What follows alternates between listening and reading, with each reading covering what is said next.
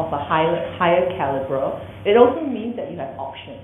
So I imagine that for now, the difficult decision is, should you come to FASS at NUS, or should you go to business at SMU or to NTU, maybe to overseas and so forth, right?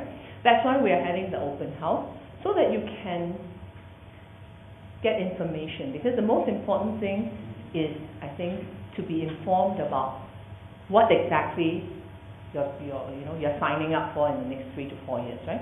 So with that in mind, I think the focus of our little presentation is perhaps on the curriculum, right, very broadly, and then specific to what the students actually have to do, there will be a 2-day compulsory academic orientation for them before the start of the semester. And there the students will be taught how to plan their academic schedule and how to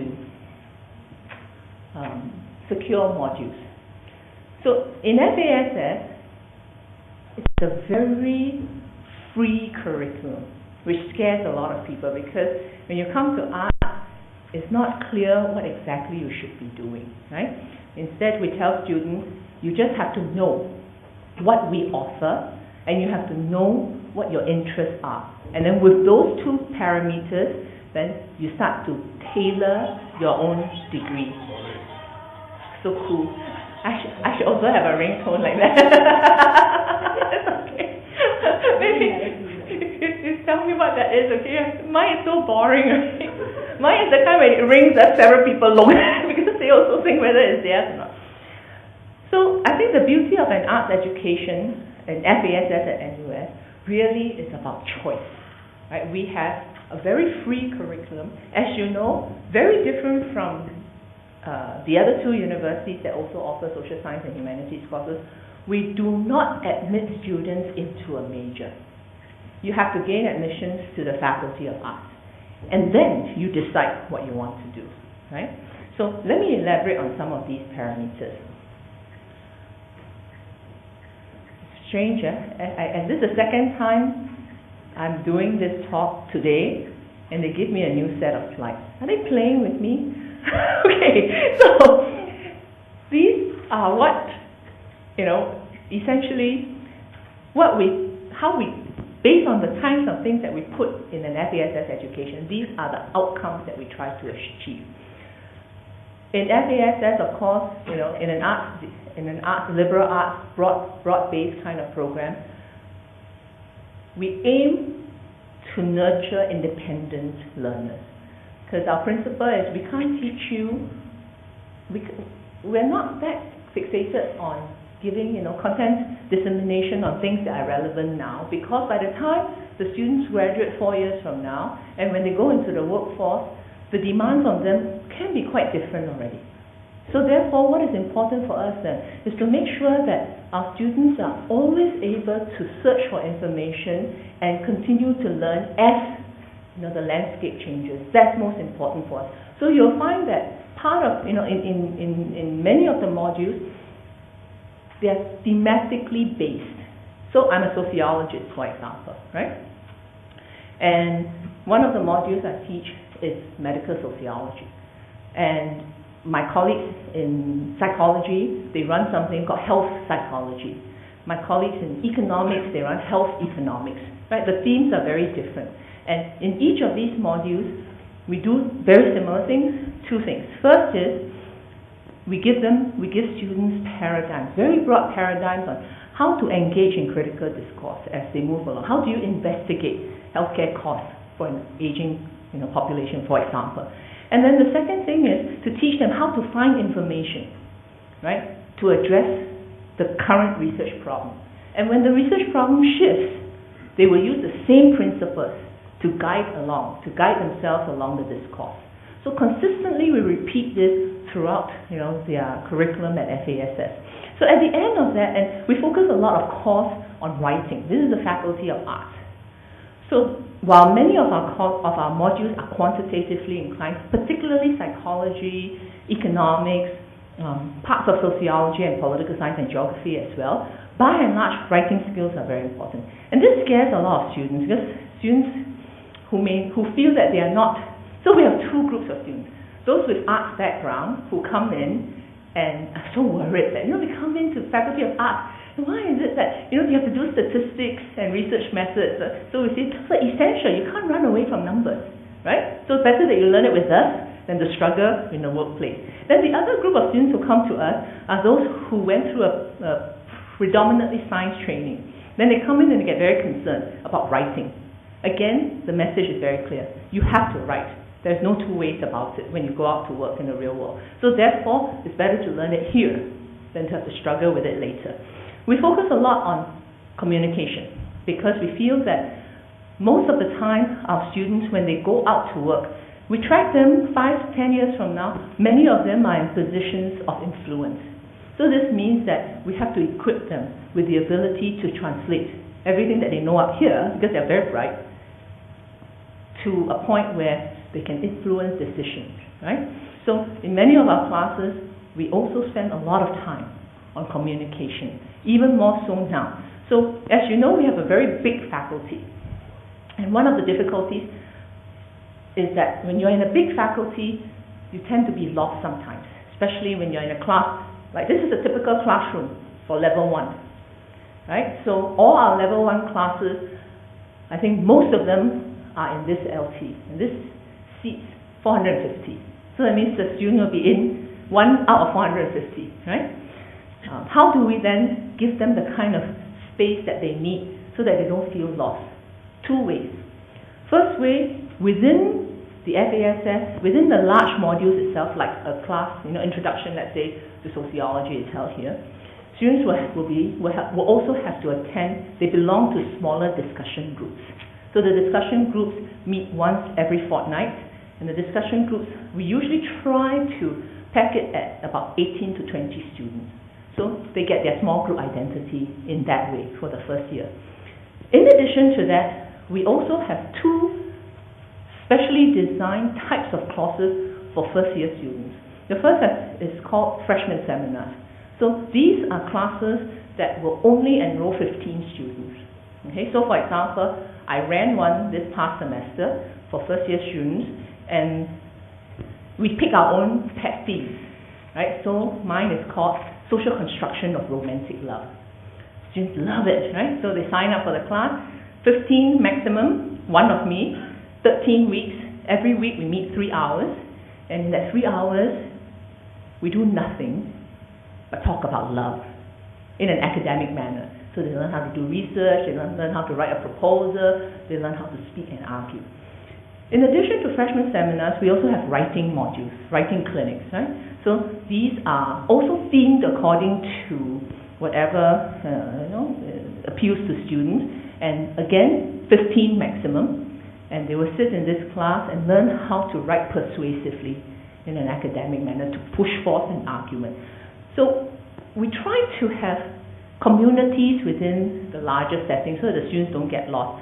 But once they get through the first year, by the time they choose a major, depending on which majors, of course, some majors are very small, some are larger, but typically as you move from first to second to third year, the classes get smaller and smaller and smaller, right? So that's where they get their identity, okay? So a lot of time, now you see the notions like, for example, meticulous researchers. The research component is very important in FASS training because contrary to lay beliefs that, it's, arts, very fluffy, right? Just talk about whatever you want, nonsense, okay? Everything is evidence-based. So in every single discipline, there is a core research and analysis component. So the students will learn how to do research. Whether you're in psychology, sociology, in history, or literature, there is a strong research component, right? So they will learn how to do that.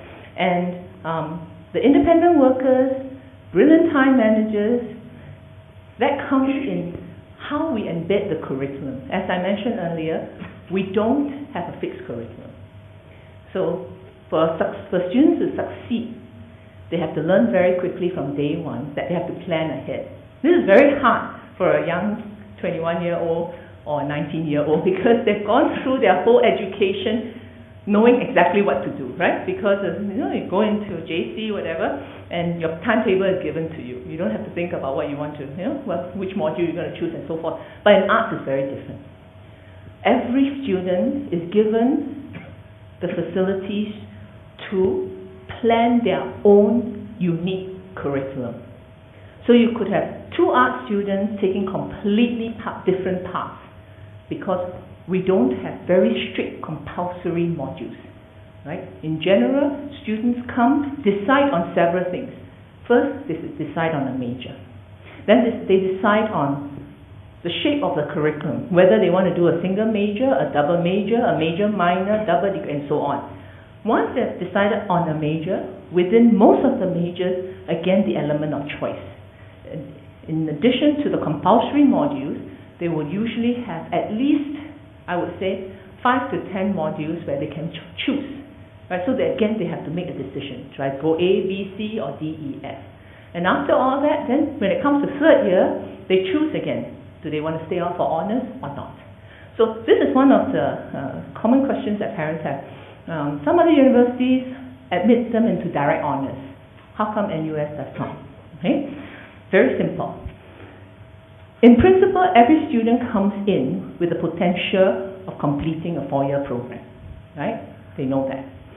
So, but along the way, students start to differentiate themselves two ways. First is, some of them may find that, academically, they may not be as challenged. So therefore, they are good students, but if they continue on that trajectory, they may not get the first class honors and the second upwards. Okay? So if they're locked into an honors program, it means that they cannot leave. But eventually they will end up with a third class honors, or worse, they may not get an honors degree classification at all, right? We want to avoid that. So at the third year point, we allow an exit. So a student who chooses not to go on with honors can file for graduation. A student who then chooses to go on to honors will declare that they are on the honors track. Okay, then they will be locked in and they continue for 1 year, one more year. The final year is all major specific. They do nothing but major modules. So again, this is something that we always tell students, you think about it. And so we have students who, for example, at third year, I think should continue because they are showing very good potential, but they've decided that they have a good job waiting, or they want to do something else, and they want to exit with a bachelor's, and we say that's fine, because it's their choice, right? So we think it's important to have the exit route, rather than to lock them in. So, how do we do all that? Let me run through before the curriculum, or actually just a shell of the curriculum, just some updates. QS ranking came out recently to update with this year's ranking. So question is, are rankings important? Since we rank well, I say yes. But okay, so how are they important? I think that's an important consideration. Let me show you, in terms of course, university, NUS ranks very, very well. So coming to FASS means that you're coming to NUS. And I think it's important to come to a university that's very well ranked, because that's a reputation that you carry with you, being a member of the faculty and being a graduate of the university. But how does ranking help the student when the student is here? That's important, right? Because you're going to spend 3 to 4 years of your life with us. How does this ranking affect your quality of life? In two ways. The first way is a very direct translation into having more opportunities. Because NUS and FASS have been doing very well in international rankings, it means now that we have people calling on us and saying, we want to sign an agreement with you for student exchange, right? So in fact, in June, we will be going to Geneva to, I think, sign some of, at least be present for discussions for potential to start an exchange for global studies.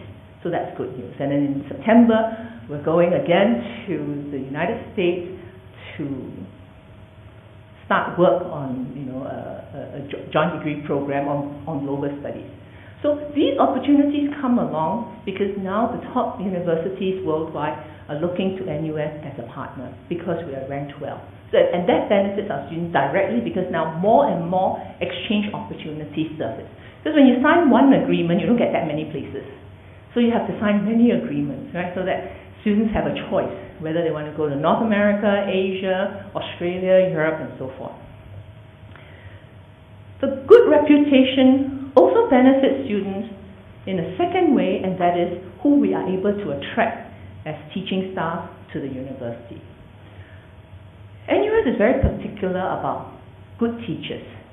So for example, now most of my colleagues in other departments, including sociology, I forgot to introduce myself, sorry. My name is Paulin Straughan. I am Vice Dean who looks after undergraduate studies, and I'm also a sociologist. So sociology department has been recruiting, right? Because we are expanding and we have positions open. And the way we recruit now is we go for a global search, international search. And because we are ranked well, we attract very good people. Right? We attract very good people. And the university is also very particular. Just because somebody is good in their research, it's not good enough. So let me share with you typically how we assess candidates who come. We assess them on two grounds. First, whether they are well published, they have a good research agenda with good potential. And secondly, their teaching track. What they have taught before, is it going to be relevant to our students, and what are their teaching scores, right, from where they came from. And then when they come here for the campus visit, they give two talks. The first talk is to staff and graduate students, right, because graduate students we incorporate into the staff meetings. And so they will have to be able to deliver orally, and then each of us will evaluate, including our graduate students. The second talk that they have to give is to our undergraduates. So they have to we have to help them pick a module, and they go in to give a guest lecture. And the students in that guest lecture will give us feedback on whether this person is clear, is a good teacher, and will be able to communicate their ideas across. Only when they're able to clear those will they have a chance of coming here. So when we are ranked well, we get a very good group of people applying to FASS to work in our department, and that directly translates to great benefits for our undergraduates. So for example, in sociology, we have hired recently several very, very good assistant professors. A couple of them are locals, and then a couple of them are Koreans who came from very top-ranked American universities, and there's one from China, one from Turkey, all coming. Most of their PhDs are from the top-tier US universities. They come into the classroom and they bring the world to our students, right? And that's a big, big plus for us. Subject matters, right? Look at how, if you are interested in how each of the individual subjects, disciplines, the departments rank. Overall, we are either first or second in Asia. And globally, some of our departments have gone all the way up to rank 4, for example, communications, economics, language, English language and literature are 14th in the world. Geography is number 8. Geography is a very strong department. History is ranked for the first time this year, 40. 21st for linguistics, because we have a very strong linguistics department. Modern languages did very well, and this comes from our Center for Language Studies, so we're very, very, very proud of them. My own department, sociology, not too bad, and then we also have environmental science. You know that we are co-anchoring the Bachelor of Environmental Studies, right? So, in short, if you invest your career in FASS, I don't think you can go wrong, right? Specifically, how will a student enjoy their 3 to 4 years with us? We think that it's very important that a student has choice, right? You speak to my son is coming to FASS, okay? I'm very happy he's coming to FASS, but it was very important to give him choice. So when he got his A-level results and all the applications, I said, where do you want to go? He looked at me, he goes, NUS? No, why don't you apply to everything, right? Apply to whatever you want. Want to go overseas? Apply also. And so as he walks through this whole journey of choosing and positioning his bets, he takes greater and greater ownership of his career path. And I think that's very important, because if they don't want to be here, they shouldn't be here. Let them go somewhere else. It's all right. You're better off that way. But if you allow them to choose, and they feel that they are an active stakeholder in their education, I think that is what gives them the extra edge to always do. I mean, it's hard. University life is hard. If somebody tells you that it's easy, you should go hit them, okay? Our students are under a lot of stress all the time. Not from us, we're actually quite nice people. But the level of competition is just amazing. I don't know if we are contributing to that. We try to tell them not to be so competitive. We try to tell them that no matter how you do, God still loves you, so don't have to, deprive yourself of sleep and all that. But overall, I guess that's what happens when you have very good students all together, and we have very good students at the FASS, so the level of competition is quite key. So, but they're young, it's okay, right? They're young, so therefore they have the potential to always reach a little bit further, stretch a little bit, harder, so that they can touch the sky, be able to be within reach of that star. To do that, to give them that little edge, they have to feel empowered. Because if you force something, anything compulsory is no good, right? Every time when you say something is compulsory, nobody wants to teach compulsory courses. Because of the word compulsory, students will come with an attitude already. Like, compulsory, not my choice. So we're very careful every step of the way. We give them a choice. It starts from, what do you want to do when you come here? Right? Because we are so big, see, if we have a very small faculty, then I think there's a limit to how many choices we can give to the students meaningfully. But because we are the national university, and the Faculty of Arts has been around for so long, and we are the largest faculty in Singapore, no matter which campus you look on, right? It gives us that kind of clout. We have enough resources to be able to allow variation for our students. The ideal mode, in my opinion, is a single major. That's what we tell students. At orientation, I will tell them, I expect that most of them should just decide on one major. Because the curriculum is designed so that the students will spend 50% of their time in their pet subject, which should be their major, and 50% outside of the major to force that breadth requirement, right? Because for why you notice that liberal arts notion of a liberal arts education has been hogging media news in the past few years. Why is that coming back to the forefront? Very simply because the belief is that a student who is well trained in a broad-based spectrum of disciplines will be in good position for solving problems in the real world. Because in the real world, in emerging trends, emerging issues requires a multidisciplinary approach. So we're careful to do that for our students, that you should spend 50% of the time in one major and 50% of the time outside of the major, so that you can learn about the lenses for problem solving used by other disciplines. Not only do they do things outside of their major in the faculty, we also force them to go outside the faculty.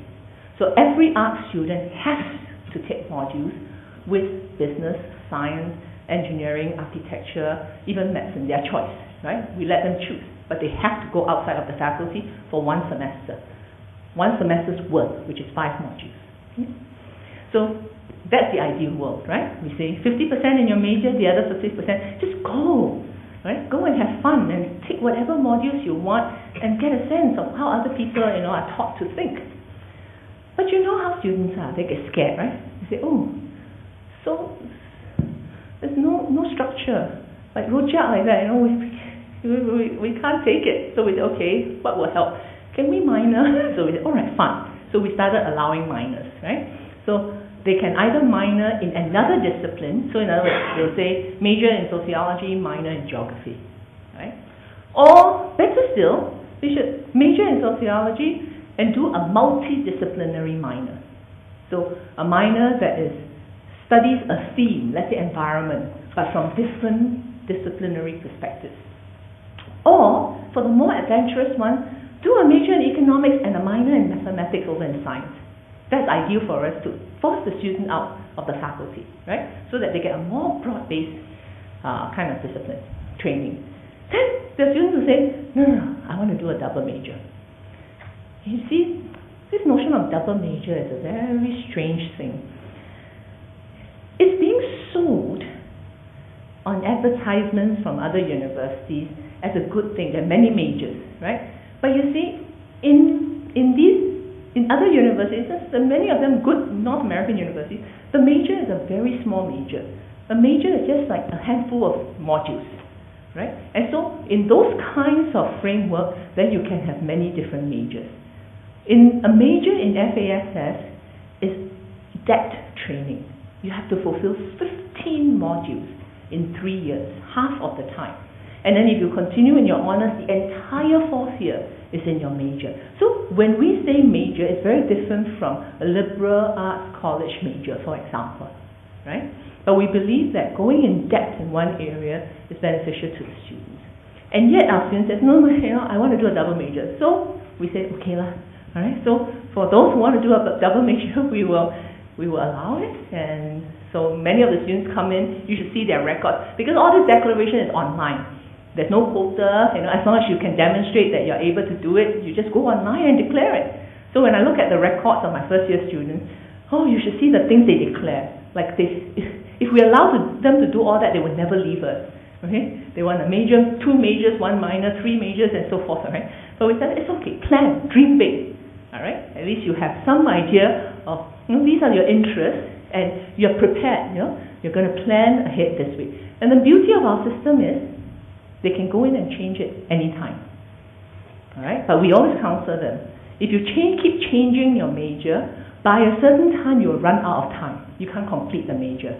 So we do have some rules, like you are not allowed to mainstream a new major in your 5th semester, because by the time you're in your 5th semester, you won't have enough time to collect a major. So students know all this firsthand. So that's why in their first 2 semesters, in their first 2 years sometimes, we do see some shifts, right?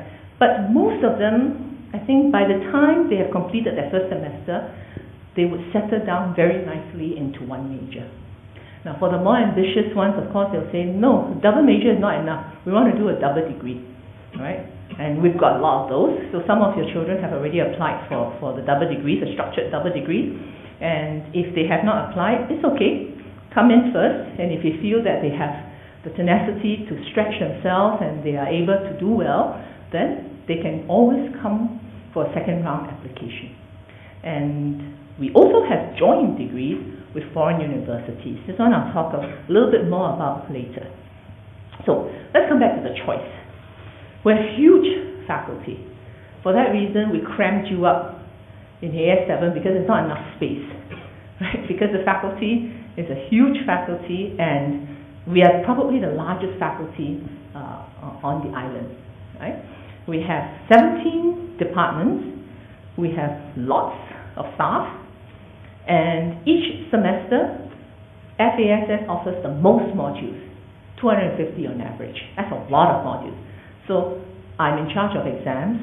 It's a horrible job because, first of all, I'm always fighting with people to make sure that we have good exam times, that we have venues and all that, and then the registrar said, why do you need so many rooms? I said, because we are the Faculty of Arts and Social Science. So, and then when the exams come, our students will be locked up for about 2 weeks. So 250 exams, 250 modules on offer each semester. How many do the students take on average?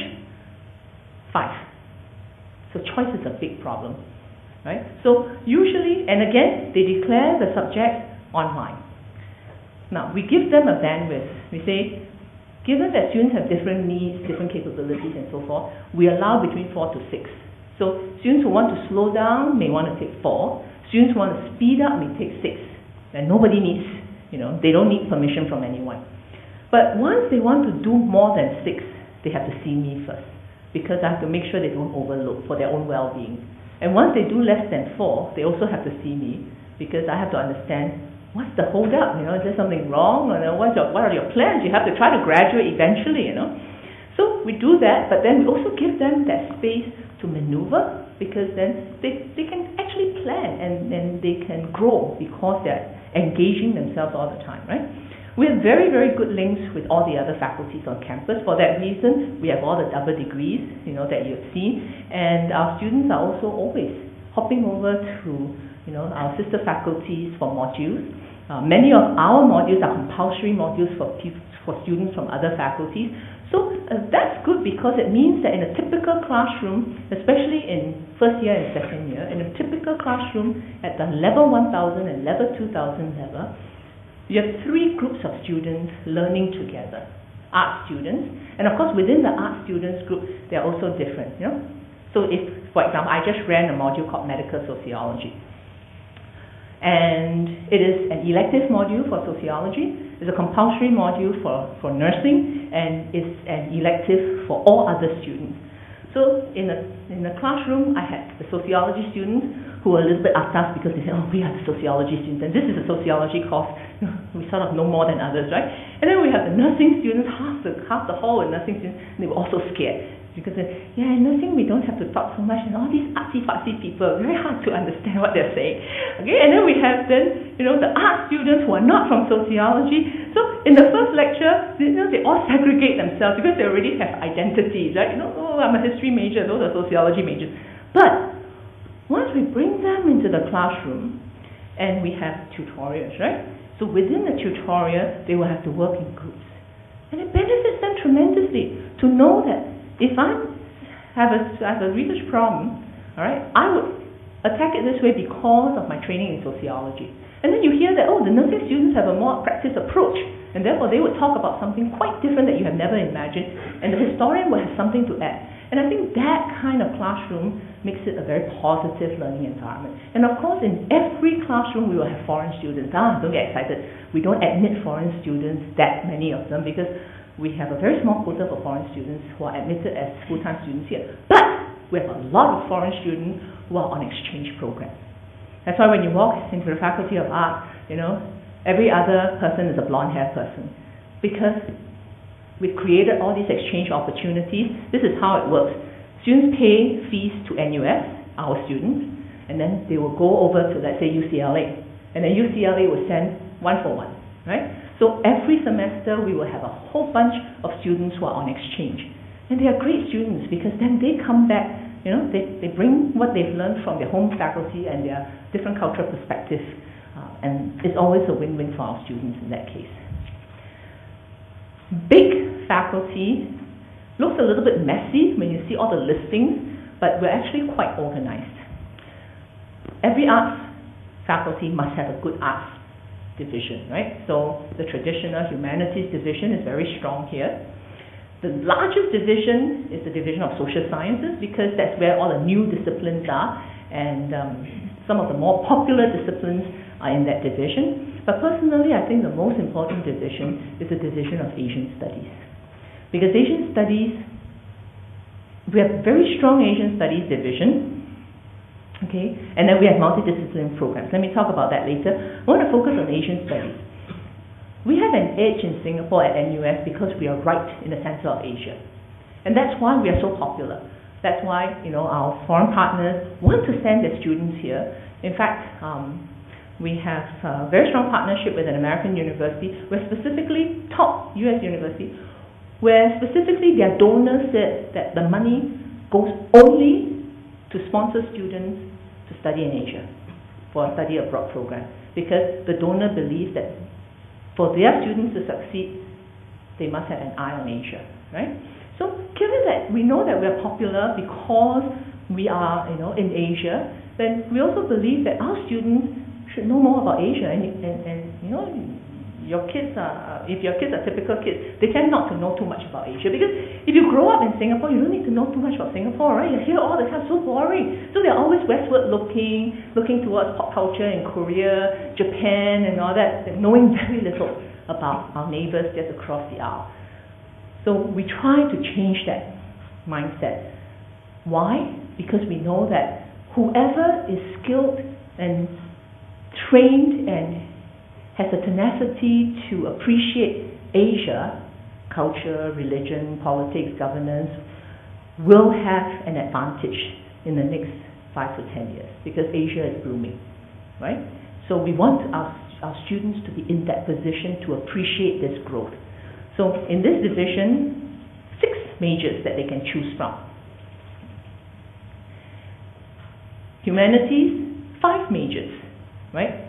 Language, literature, and theatre studies are in one department, but they offer 3 separate majors. And then this is the largest division, communications, etc. Now these are, if you ask your daughter or son what they plan to major in, 2 out of 3 will pick something from here. I don't know why. I think it's just, it's like fashion, okay? It's just flavor of the month, and then everybody wants to do economics because they think that economics can make money. It's not true lah. You can make money as long as you're good, right? So we always tell our students, what do you want to do? Economics. Why? Because I want to go into banking. Then we'll say, but some of our top bankers who are FASS alumni didn't major in economics. It's true, right? We have leaders in banking who have a history. For example, a gentleman in Citibank, right? His major is in history, all right? Or in my own student, sociologist. When Citibank was recruiting, apparently at that time Citibank was hot because they have a track called Associates, where if you are handpicked by them, you get circulated, all right, in the various divisions, departments, on the job training, and then you will rise and make a lot of money. So he's a sociology student, right? He was my student. He was selected and he joined Citibank. Very happy. I met him at Jalita probably about 4 years or so after he graduated and joined Citibank, so not that long. At that time, I remember it so clearly because the Senate, this very small boutique condominium, had just been built. And I saw the kid at Jalita, and he goes, "Hi, ma'am." I said, "Oh, you live around here?" And he goes, "Yeah." And he's a bit embarrassed. At the Senate. And I said, "Ooh, how did you afford that?" He goes, "Yeah, well, blah, blah, blah, blah." And then a couple of years later, he called me and goes, "Oh, man, I just want you to know that I have moved banks because I've been headhunted, by another one of those, another foreign bank." So, and he's a sociology major, right? But if their interest is in economics, well, so be it. See how I subtly sell sociology, even though I'm supposed to be selling the faculty. Now, of course, in this group, I think social work is the most important major.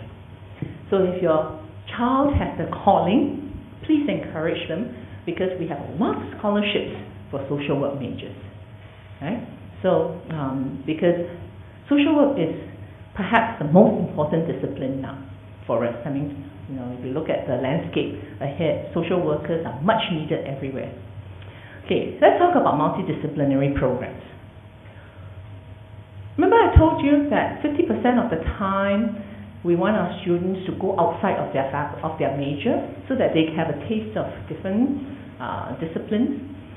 Then over time, we've also learned to develop majors that are multidisciplinary in nature.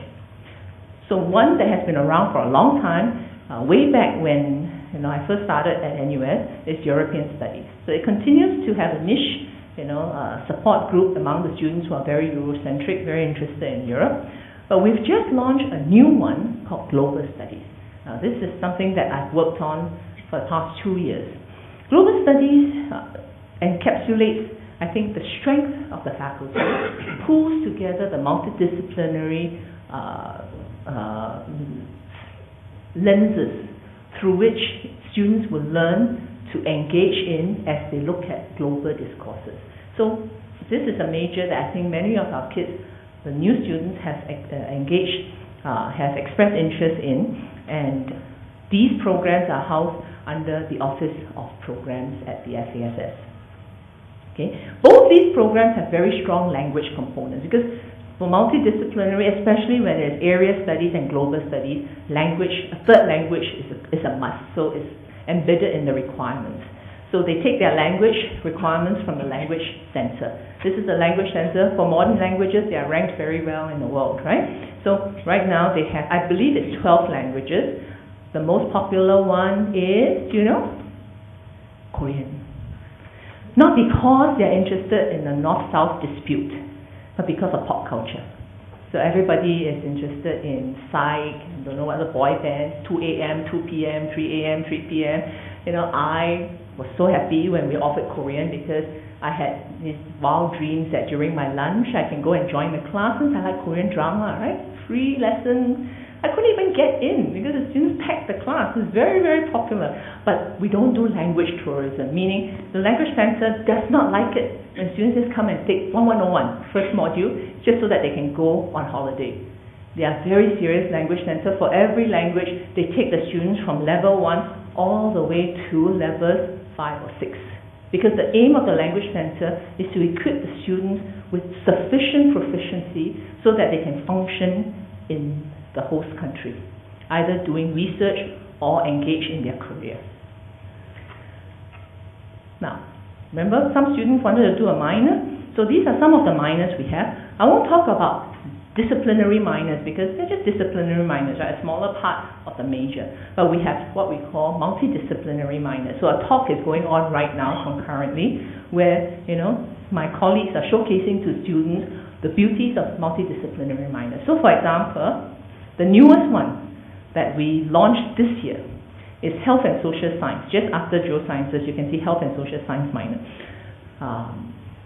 What it does is, typical for these minors, we choose a theme. So we chose health because we think that healthcare, emerging healthcare trends is a very important topic. So we chose health, and in the minor, we encourage departments to offer modules relating to health, and we pool them all together. So the compulsory module, for example, is medical sociology. Then the students will collect modules from Salisbury House School of Public Health, health psychology, economics, health economics, and a few health modules from social work. Then pool them together, 6 modules make a minor, so that they can understand how health is investigated from different perspectives, right? So every year, we work very hard to try to keep up to date and to make sure that students who come to FASS will be able to take advantage of emerging interests. Right? So for this year, we were able to introduce global studies, minor in health, a minor in film studies, which the students appreciate, especially if you love watching movies, looking at films as a tool, right? A social agency. It's not just to watch movies, they study them. What's the message, the social activism involved and so forth. So this is hosted by the Department of English Language and Literature. And then a minor in petroleum exploration. Sounds like you could make a lot of money if you minor in that. That's hosted by geographies, the physical geographies, right? In terms of the curriculum, I told you that it's very important to look at the curriculum.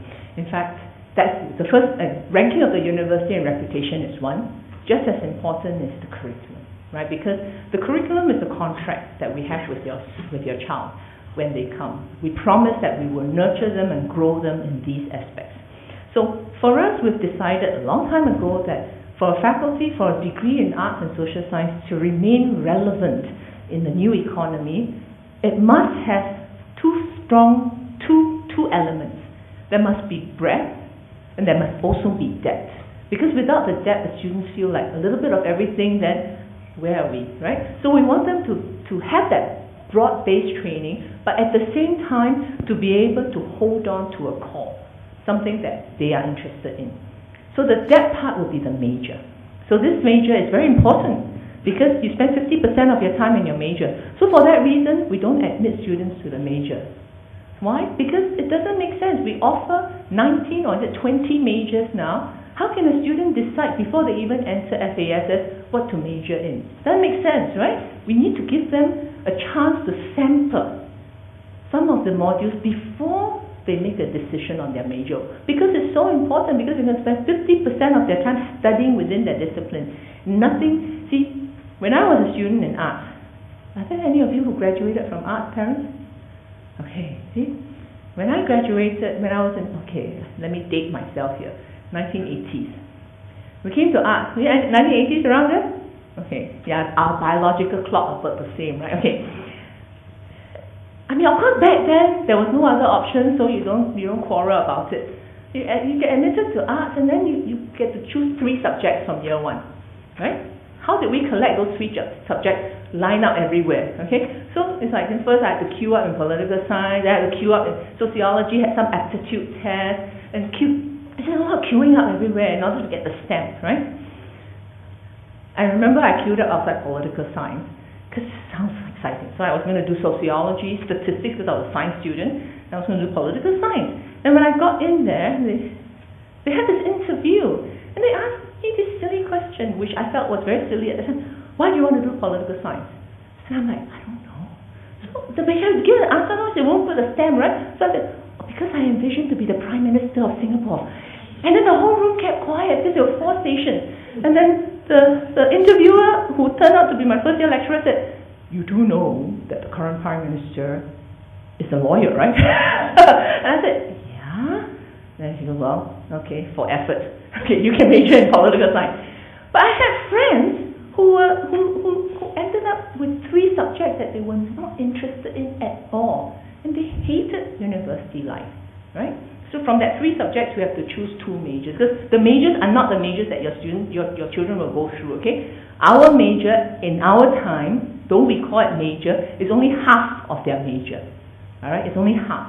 Right now, when you come to arts and you say you major in something, remember it's 50% of your curriculum. This major is not the same as other people's major where they just keep using the word major for I don't know whatever reason, okay? But our major is a real major, right? So, because the major is so serious, we feel that students must go in with their eyes wide open. So some parents have asked me this morning, they're so worried. If you go to like a certain university in like the SMU or NTU, you get admitted directly into a major, right? Then you go in with the security that, oh, I want to do sociology, so sure I know I'm going to study sociology. But the difficulty there is if you get admitted to sociology, you won't be able to switch, because the cutoff point is specifically for each major. Okay? So the switch is not so easy. But we don't want to do that because we feel that it is better for a student to choose without that anxiety. Right? Take the first semester to try a few modules and then you choose. So of course the fear is, can you guarantee me that I will get what I want? That's $1 million question. So all I can say is, we have a wonderful module allocation system called course, and it involves bidding. It scares a lot of parents and novice students. But I tell you, the minute they get in here, and I just give them like probably a 45 minutes description of the course system, they run with it, and then they have no problem. Let me explain to you, the parents, what course is. Now, when I was a student, there was a quota, right? So sociology will admit 100 students. So once all the quotas are filled, that's it. They cannot take any more, okay? Because that's how they plan their resources. Then we found that that's not so good. So by the time I came back here as staff, we no longer admitted students like that, but we told students, here's a piece of paper, give us 6 choices, and we will give you we promise you we will give you 3, right? So students are very clever. They go around and they go like, oh, what do you want to put?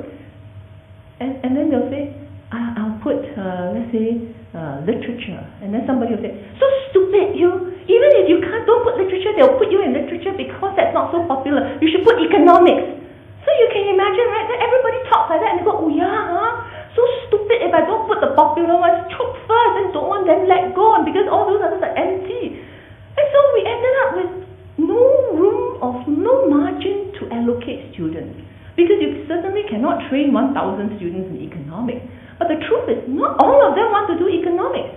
They just went to queue up, like tissue paper everywhere, so that they have so it wasn't working. So therefore, what we needed was a device to tease out real demand, right? And course did that. How does it do it? Students are given 1,000 points, and they're bidding for 5 modules. So mathematically, on average, each module should be worth 200 points, right? Okay, so we tell them, now you go and tell us in your own little computer, private cyberspace, how much each module is worth to you. So they go. So therefore, a student who says, I must do psychology, they will put, so of the 1,000 points, I will teach them, you bid for 3 arts modules and 2 non-arts modules, because they have to fulfill the other 50%, right, which is university level requirement and other things. So start doing the broad base first, because their points are divided such that 600 belongs to arts modules, 400 belongs to non-arts. So it's a different currency, right? So they have 600 modules to play with for arts modules. So if you must do psychology, you will put 598 points in psychology to demonstrate your real interest. By the time you only have 2 points left, so you just hope that nobody else is interested in sociology and literature, let's say, okay? And you go into bidding. Now, as this goes on, the system is transparent. They can see what other students are doing on average. So let's say if there's 2 places in psychology, let's say, there are 2 places and there are 3 bidders. The system will tell them the last person who can enter the module, if the bidding stops now, has 597 points. So therefore, if you think, okay, there are 3 of us, and the last person that's going in, has 597 points, that means one person bid more than that, right? If I have 596 points, I'm not going to make it. So then they can adjust, right? But there's a limit to how much they can adjust, because everybody only has 600 points, and you need 3 modules, right? So they do this, they play, they take out, put in, try to spread their money's worth. And then 1 hour before the system closed is a blackout period. Because the computer analysts tells us, computer programmers tell us, we need to stabilize the system because all the students are watching, right? So they black out, so no one can see anything. Here's where the savvy ones go in. They pretend, put 1 point, 2 points. They wait till the blackout and then they put 200 points, right? In hope that nobody can see that they have outbid everyone else. So they play this little game, right? Now, what's important is at the end of the day, we know where the real demand is. And we have not gotten a situation where 1,000 students put all their points in economics. Because students then, when you have to make a real decision, that's where they spread themselves out, right? So, but on our side, we don't just let the students bid and live with it. That is data that is real demand. So every semester we bring it back to the heads. If the bid point is at 200, we close one eye. Because that's what it's supposed to be. But if the bid point goes above that, now there's a tolerance level, right? So we've identified 500 as the tolerance level. So if the bid point for a module goes beyond 500, the university will say, watch it, right? We cannot allow this to go on. So then we will go back to the department to say, SC1101E, the bid point is too high. Adjust your quota. And the quotas are usually room capacity, okay? Because you can only fit 450 in here, so you can only offer 450. So sociology then decides to open 2 sections, all right? So we run 1 module here and 1 module in engineering, which has a bigger capacity. So that's how departments will adjust. And departments can adjust because the faculty is large enough and the dean is always ready to give resources, right? So we always tell students, if you don't get your module in first semester, you will definitely get it in second semester. How do we know that? We look at the bid points. To me, the ideal bid point is 1 point because it means that everybody who wants it gets it, right? So based on the bidding records for the past few years, we have succeeded in meeting our first year students' needs. For example, last semester, most of the modules went for 1 point, with maybe 1 exception that went for maybe 100 points or something like that, right? So this means that we have met demand. That's how we do it. It's quite okay, right? Okay, so they choose a major and then they choose university level requirements, which takes them outside of the faculty and outside of their major. They also have to fulfill faculty exposure requirements, which means that if you're in the Faculty of Arts, which shows off 3 pillars, our students surely must know a little bit about each of those pillars, right? So they have to take a module from Asian Studies, 1 from Social Sciences, and 1 from Arts. And then the last category is unrestricted electives. This is 7 modules, a space for 7 modules. This is the student's favorite category because you can do anything you want. You can either, except within your major. Now, there are some students here, and I think they're waiting to take you all for a tour of the faculty, which has a lot of stairs, so I hope you're game for it. But your favorite category is unrestricted elective, right? But then they have one complaint. They want to do their major modules in their unrestricted elective, because for students who fell in love with a major. Now, what does love mean? It means that they're done well. That's how they find out they love something, right? So if they're doing well in sociology, then they will bet, can I do more sociology in the unrestricted? We say, no. Why not? Why? So because it's supposed to you're supposed to have a broad-based education. So anything outside of their major, okay? So lots of choices. So the most difficult thing for an art student really in that first semester is which 5 modules to choose. Okay? These are the double degree options. You already know about that, so I'm not going to talk about it more. We do also we allow students to self-design. Now, how will a student qualify to do this? As long as they're doing well. So let's say if they're acing A average, right? And they have a very, very strong love in another faculty, then they can come and see me and we can help them. So for example, sociology and life sciences, this is a student who was a life sciences major and doing very well. Life sciences is in science. So he was on his way to first class honors.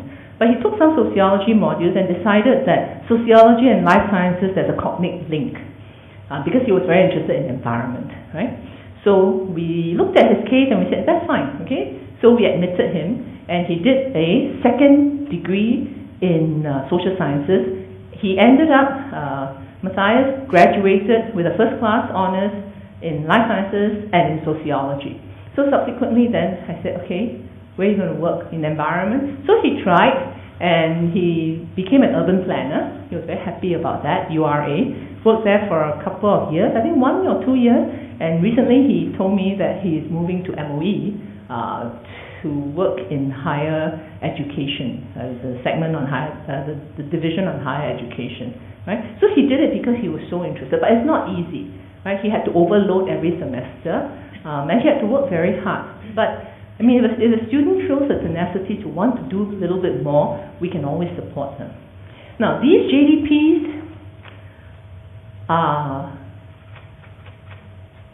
I think, attractive to parents more than to students, because for parents, for us, the concern that we have is if our child wants to go overseas, then wow, not cost is one thing, but having a child study overseas is a very painful experience. I mean, my son went to NS, 2 years in NS was a very painful experience for me. Every day I had to pray for him. If he was to study overseas, can you imagine, another 4 years of praying, very, very hard praying. So it's really nice for us when our child goes, it's okay, I want to study in Singapore, right? So we say, that's great. So the best of both worlds would be if we're able to tailor a program for them that allows them to have that global classroom experience here and at the same time have a chance to study overseas for some period. Right? That's a good marry of two. And then after that, they can decide if they want to do a graduate degree overseas and so forth. So the most extreme combination would be a JDP.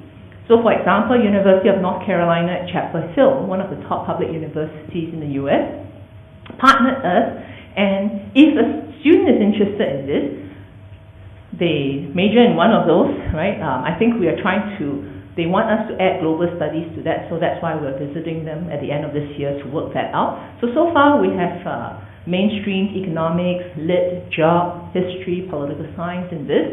So students, for example, majoring in geography, at the end of, I think, their first year, they can apply, and then if they get selected, they will spend 1 year at UNC, and then when they come back, they continue, and their degree, cert, there will be one cert, but with 2 crests from NUS and UNC. And similarly, UNC will send their students here, right, for 1 year. Actuarial studies and economics, now this one is very serious because I know it's very demanding. Again, see, for these JDPs, we don't admit students from day one because we want them to come into FASS, see if this is what they really want to do, and if they find that this is really what I want to do, then we say, okay, right, apply and then we will work with you. So the ANU JDP is very popular with very quantitatively inclined students. I think it's a very tough program because economics already on its own is very rigid, right? Because there's a lot of building blocks. And together with actuarial studies, it's even more rigid. But the students, it's always self-selected, right? Students who go into that they do very well. Okay, so something to look forward to if you're very quantitatively inclined.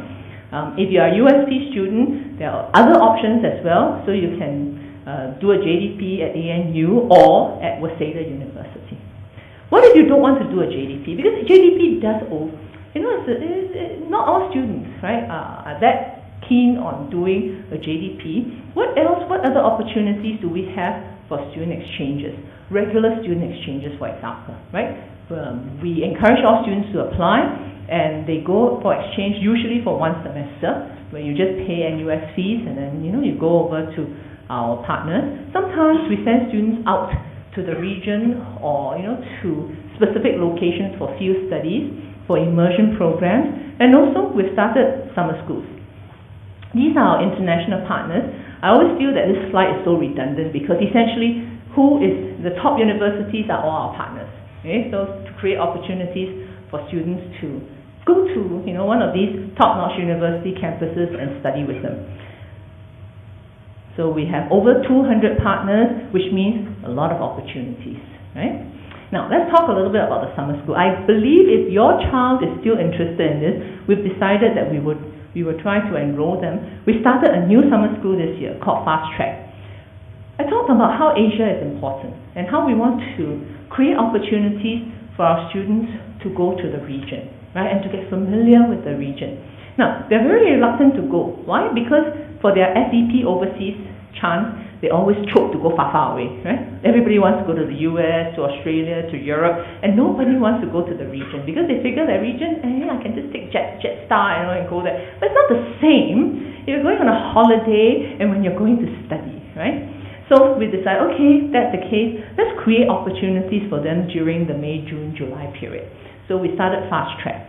Fast Track is a 6-week program where they will take 2 modules that will count towards their graduation requirements, right? They'll take 2 modules, they are concentrated, they are focused on Asian studies. And one of the modules will take them out to various field sites. So for example, I know that one of my sociology and my anthropology colleague is taking his class to Laos. Okay, and when they go to this research site, they will do a project together. The group is very small. I think each class no more than 30 people. Okay, so that the lecturer, or even smaller, so that the lecturer and his research team can keep a good eye on the students. So we, if any of your children are still interested and they've been admitted to FASS, they are welcome to join us. I think it starts in June, right? So before Fast Track was officially launched, last year we launched, we piloted with Odyssey. So Odyssey, we continue to run it this year, but I think the idea is perhaps downstream we will merge these two. For Odyssey, it's the same principle. Take 2 modules, of which one will take you overseas, right? If you want to spend an even longer period of time overseas, the summer school at Suzhou would probably be ideal, where the students will spend 6 weeks in Suzhou. We have a research site, research center at Suzhou, NUS has, so the students will stay there. The dorms are brand new, and we ran it last year, very good feedback. The Suzhou Summer School is in collaboration with Science and Computing, School of Computing, right? So students from all 3 faculties will study together in this program. We have, well, by now, if you have applied for scholarships, you will know what we offer. If you have received a scholarship, congratulations, as the competition is very, very keen this year. If you have missed that round of scholarship, there are other midstream scholarships that we offer. Many of these scholarships are funded by alumni. So this is another big strength of FASS, because FASS has been around for a long time. So we have a generation of alumni who have retired, and they come back to give not just money, but also their time. And our, usually by the time the students graduate, the first 5 years, nothing happens to them. They're bouncing around, trying to figure out what they want to do. Then when we see them 10 years down the road, you can see what they have become. They will become influential in their own field. And then give them another 20 years, 10 to 20 years, then they have money, so they can come back and donate. But then before then, we engage them as mentors, because we think money is important, but more important is industrial experience. So we have alumni that are placed all over, right? All over the world and all in all industries. So what we ask them to do is to volunteer their time. So for example, if I have a student who is very interested in banking, so we invite alumni who are in supervisory positions in banks. So the student, we'll pair them up. So as a mentor, the students will get to meet this alumni at his workplace or her workplace, get to see what his job is like. And, mentorship, talk about what is it like to be a banker, how does, having a history major helps, etc., etc. So it does two good things. First is it gives the student an insight into an industry. And second, it's also that little gap open for an opportunity for the student. If they really want to be a banker after that, now this is one person they can call on, right? University education is expensive, and we know that. So therefore, we try to partner our students wherever we can. So we've grown a sum of money to help them. We don't want students to self-select themselves out of special programs, just because they don't want to impose on their parents. So let us know if we can help in any way. So in addition to mentorship, we also try to get our kids to go out on internships. We have a very strong career guidance team now to help them to showcase their strengths, sell themselves, learn how to show off a bit. That's the problem with art students. They don't show off enough. I don't know if it's our fault. I think we're trying to get better at that. I think we're very good. But it's just that, when you're in arts, it's not so cool to keep saying that you're good. So disciplines have their tradition, and our tradition is you have to keep cool about things. But we find that doesn't really help our students, so we've learned to show off a little bit more. So we try to get our students to start their resume with an exciting statement rather than name, NRIC. Then the third line is class of driver's license. And we say, who cares? All right, tell us why we should hire you. And they go like, we don't know. So then you go think about it. So that's why we have a whole team, to guide them on that. And of course, we have financial support. Have we graduated prominent people? Well, of course. When I first started doing outreach, I've been in the deanery since 2000. The first time I did outreach for the faculty, who did we show? President of Singapore, Nathan, right? Because you're a social worker. Go Chok Tok, right? Then after a while, I said, no, our students are not that interested in those. Get more, happening, mid-career kind. All right, so we have Kishore, right? Kishore is the dean of the Lee Kuan Yew School of Public Policy, and he's also named one of the top global thinkers by Foreign Policy. He was a philosophy major in 1971. Professor Chan Hing Chi was head of political science, and before that a political science graduate, 1966, and of course she was ambassador to the United States for the longest time. She has just retired and returned to Singapore, and she now sits on our board of trustees. Now Diana Sir, very, very pretty. Diana Sir is a TV presenter, former journalist, and she's also the founder of the Diana Sir Communications. It's her own company now. She graduated with Japanese Studies and Mass Communications in 1994. Fu Sek Min was my student, sociology major, and the minute he graduated, he went to join CAAS, and he runs Changi Airport. Been doing very, very well there. Managed T3 when it opened, and he was also the guy in charge when I think one of the A380s landed with difficulties, and he told us, what a traumatic experience it was for them at Changi. And his wife, Adeline Fu, is also our graduate.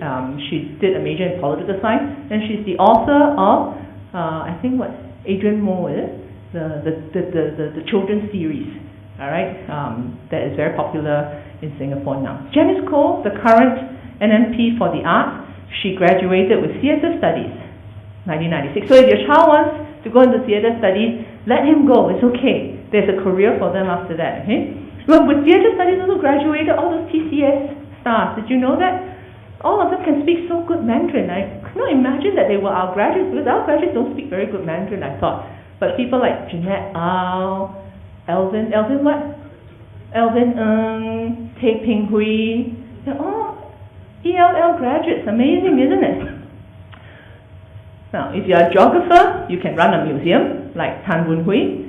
If you're a sociologist, you can run Banyan Tree, right? Claire Chang is a graduate from sociology. Her husband, Ho Kwon Ping, was also an FASS graduate, and Ho Kwon Ping, of course, started SMU, right? And Lim So Hong graduated in Chinese Studies and Sociology in 1982, and she's now CEO of 10am Communications. All in, not bad. And a lot more, right? As you visit the booths, all the different departments were showcased. So, I've kept you long enough. Do you have any questions for me? So poor thing. Yes. I just wanted to ask you that when the children are selecting these subjects, is there any advisor to advise them what to do, how to do? Because kids are kids. I mean, we call them kids, we call it talents, other young ladies or young men, So do you have somebody who can guide them? If suppose somebody wants to take a particular, this is my field, this is what I want to do, but I don't know what subjects to choose. So do you have advisors to advise them? Not to worry. Guide them. Every discipline, every major has their own academic advisors, and every level of study within the major has an academic advisor who is an academic staff. Now, in addition to the academic staff who are advising them in their own majors, then at the dean's office we have a whole team of academics who are assistant deans and vice deans, as well as professional administrators. So that's our job, right? Because we know the FASS curriculum is fairly fluid. So as a result, we have to keep an eye on them. So every semester, what we actually do is we don't wait for students to come see us. We look for telltale signs that a student is lost, because we churn their records out. Shouldn't say that with all the arts club students there, but we churn their records out, we study every record, and we go like, hey, why is this boy who is majoring in sociology taking only geography modules? What's going on? Then we'll call them out and say, can you come see me? Right? So that we can walk them through the progress. So we try. Yeah. The second question is that the 1,000 points that they get to select in for one semester, do they get again that 1,000 points for the next semester?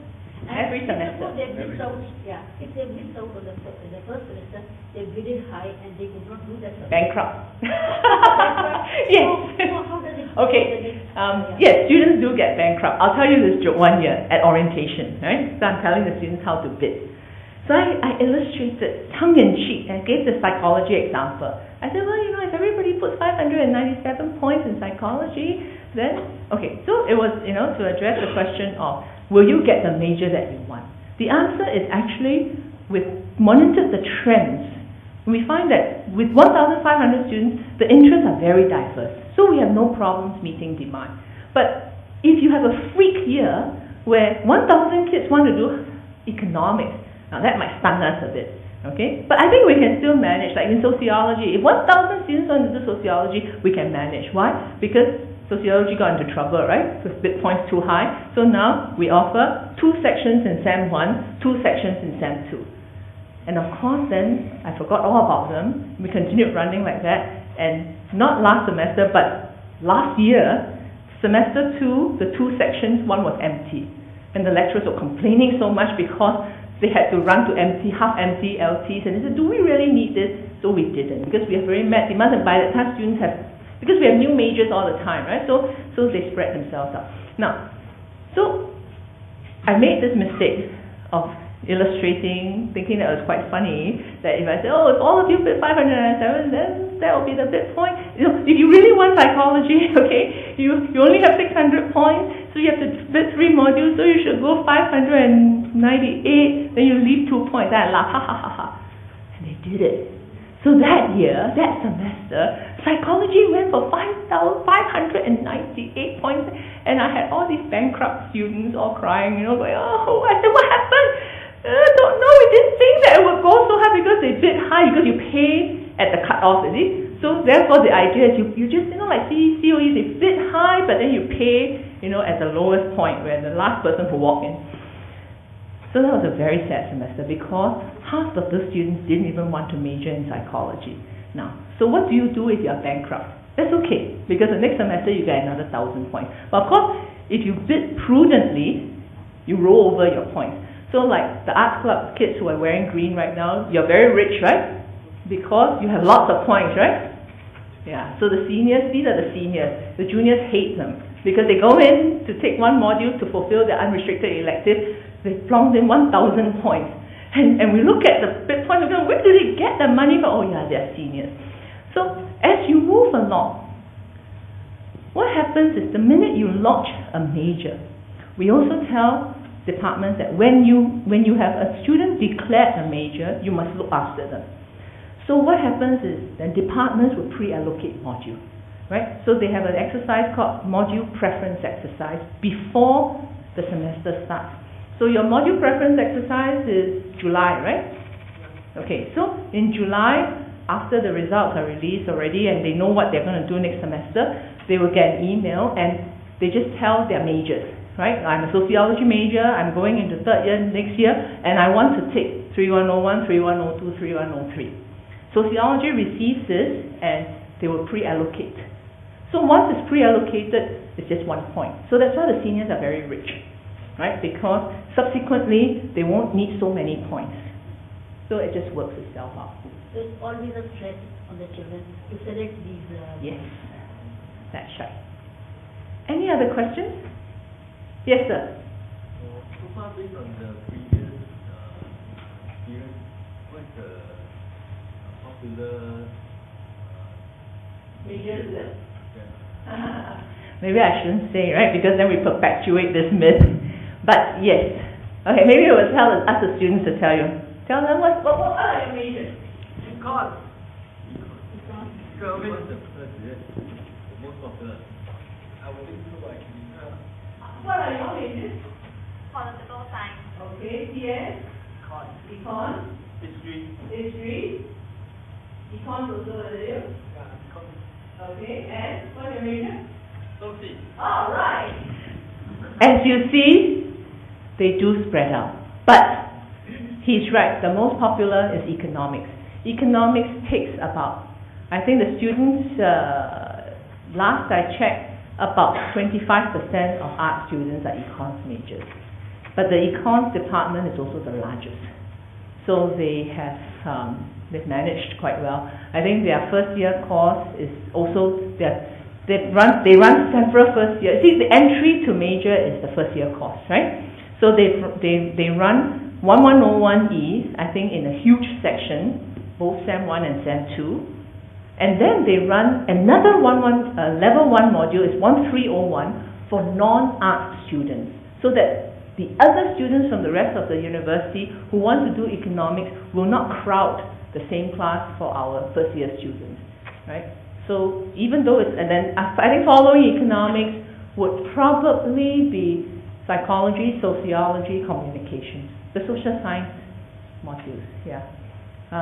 Popularity does not actually mean much. It just means that most of the students are clustered around there. Some of them because of interest, which is good, but some, I think, because their friends are doing it, so why not, you know?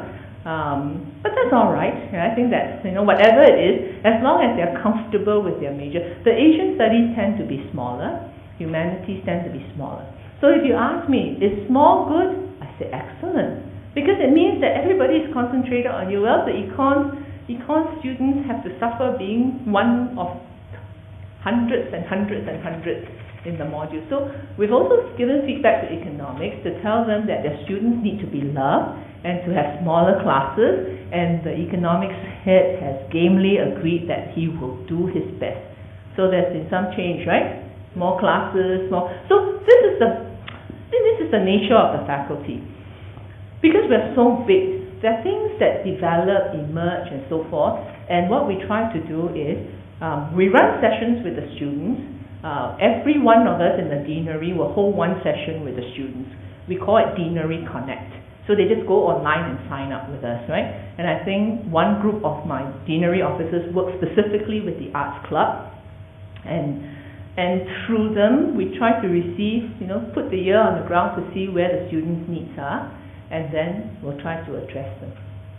In line with this first four popular majors, what are the respective numbers of students that are in each of these? I think very roughly, if I'm talking about my first year cohort, So I have 1,005 first year students. If we talk about 25% economics, probably about 300, 400 students, right? And then sociology would be maybe about 200 students. So it's around there. And then these students, of course in the compulsory courses, they will all be congregated. But compulsory courses are also repeated, right? So we try to split them up. Then in the elective courses, by the time you come to the second year, I am not that familiar with economics, like for sociology, the class size will go down to about 100, right? 100, around there. And then by the time you go to third year, you will start to have, smaller classes. And hopefully by the time you come to fourth year, there will be more seminar-like rather than lectures again. Right? But again, don't forget, in the midst of all these, there are small group opportunities like freshman seminars, writing clinics. We also have something in the third year called undergraduate research opportunities, right? Where you sign up with, like, let's say I took on 6 students and in different semesters, and they join my project, my ongoing project, and they learn how to do a project with the project team. Any other questions? If not, I thought you're going to tell them what to do. You're going to shout from there? Okay. Basically, I'm going to bring you up for an open house. For those who are interested, you can get out and have you show them around the faculty of the school is complete. Yeah. So we have this thing outside. Don't walk the parents through too many stairs, okay? Yeah. We want them to be happy, right? It's not going to be very long.